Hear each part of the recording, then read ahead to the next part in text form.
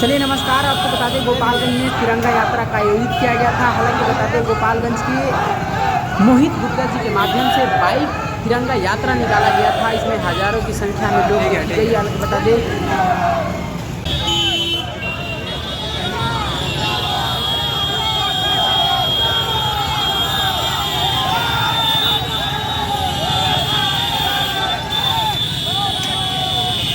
गया है, पूरे हजारों की संख्या में युवा इस बार दिखे हैं, पूरे शहर में निकले हैं। क्या इससे संदेश क्या मैसेज है? देखिए, ये जो हम लोग यात्रा निकाले हैं, सबसे बड़ी चीज़ है कि हम लोग ये यात्रा इसलिए निकाले हैं क्योंकि यहाँ पे युवाओं का जो आप सभी जन सैलाब देखे थे इस यात्रा में, ये युवा भी बेचारे त्रस्त हैं इस समय के सरकार से। और बहुत बड़ी चीज़ है कि उनके लिए आगे का भविष्य, जो हम लोग आज़ाद भारत में रह रहे हैं, उनको आगे का भविष्य बिल्कुल स्पष्ट नहीं दिख रहा।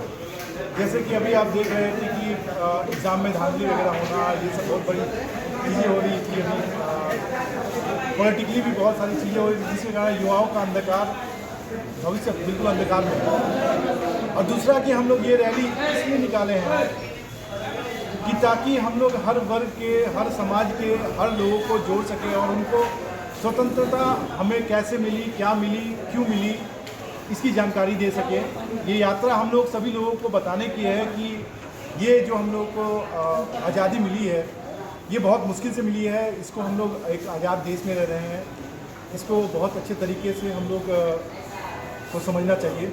ये इस यात्रा की शुरुआत कहाँ से कहाँ, कैसे, कहाँ तक हुई? ये हम लोग यात्रा होटल आरपी ग्रैंड से शुरू किए हैं। यहाँ से हम लोग मोनिया चौक गए हैं।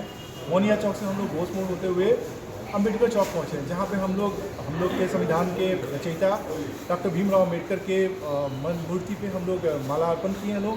फिर वहाँ से हम लोग पोस्ट ऑफिस मोड़ होते हुए भगत सिंह चौराहा पहुँचे लोग। वहाँ पर हम लोगों ने भगत सिंह, जो कि हमारे आज़ादी के बहुत ही महत्वपूर्ण कड़ी थे, उस समय के बहुत ही युवा थे, और उनको हम लोगों ने फिर माला अर्पण किया उनके प्रतिमा पे, और फिर वहाँ से हम लोग अपने वापस गंतव्य पे। आगे 18 तारीख को भी कार्यक्रम किए जाएंगे पौधारोपण से गरीब बच्चों के बीच में। सबसे पहले मेरा 15 तारीख को एक कार्यक्रम है, जिसमें हम लोग गरीब बस्ती में जाके वहाँ पे गरीब लोगों को स्वतंत्रता, हमें जो फ्रीडम मिला है उसके बारे में कुछ जानकारी देंगे।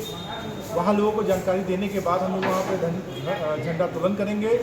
झंडा तोलन के बाद हम लोग वहाँ गरीब बच्चों के बीच में, जो बच्चे छोटे हैं उनमें स्लेट का वितरण करेंगे, जो बच्चे थोड़े बड़े हैं उनके बीच में किताब। और हम लोग सर्वे में मालूम चला है कि गोपालगंज जिला में सबसे कम वृक्ष है। इस चीज़ के मद्देनज़र हम लोग हरियाली जीवन हमारी हरियाली के तहत भी, प्रोग्राम के तहत, आरपी फाउंडेशन के तहत हम लोग इस चीज़ का काम कर रहे हैं। ठीक सर, जिस तरह से जात पात को राजनीति में घसीटा जा रहा है, उस पर क्या संदेश देना चाहते हैं? देखिए, हम लोग बिजनेसमैन हैं, हम एक तो व्यवसायी प्रपोज से आते हैं। व्यवसायी कभी भी जात पात नहीं करता, क्योंकि उसे रोजी रोटी कमाना होता है। कोई भी आम आदमी जात पात नहीं चाहता, क्योंकि उसे सड़क पे चलना होता है।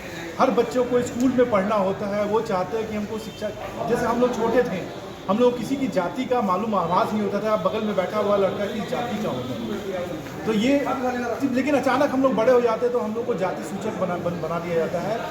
ये केवल राजनीति है, इसके अलावा कुछ नहीं है। भाईचारा से रहिए, ये भाईचारा बहुत ही जरूरी है।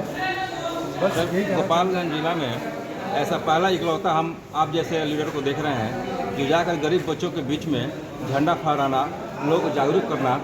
ऐसा सर बाकी लोग ऐसा नहीं करते हैं।